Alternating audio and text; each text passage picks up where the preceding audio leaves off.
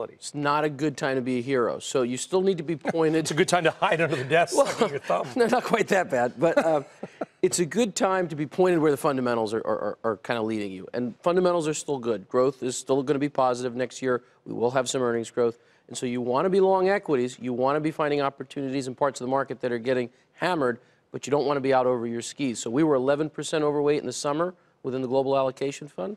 We're about 3 to 4% overweight today. Well, maybe some things get hammered, as you say, not drunk like those Santas that we talked about earlier, but beaten up for a reason. Others are beaten up unfairly. What do you think has been beaten up unfairly? The cyclicals, because when you look at the cyclicals right now, they seem to be pricing in a recession. These are areas of energy, materials, industrials, some of the home builders, some international stocks. They're absolutely... They've been taken out to the woodshed.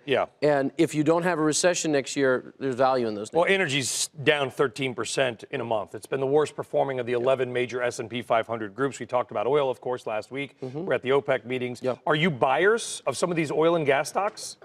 Maybe not some of the oil and gas equipment companies, but certainly some of the oil companies themselves. I think you have to look at them at this point because they've gotten beat up. You're going to have a production cut. Again, I think these names are pricing in an actual recession in 19. And our work suggests that's not going to happen.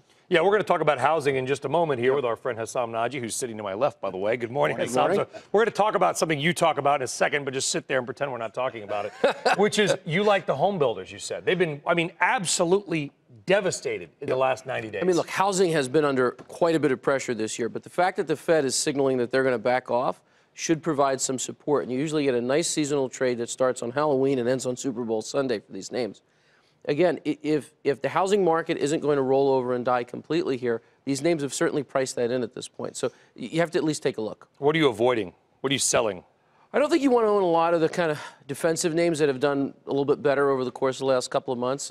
So, you know, we're not thrilled about utilities here or consumer staples where you've got lack of the ability to pass on any price. And you've got disruption from some players like Amazon. What about the so-called FANG stocks? I think you got to look at them on an individual basis. Right now, you know, for Apple, Apple's getting to the point where it's looking more attractive, but they've got some headline issues. When you look at a company like Amazon, there's no reason for it to be down as much as it is.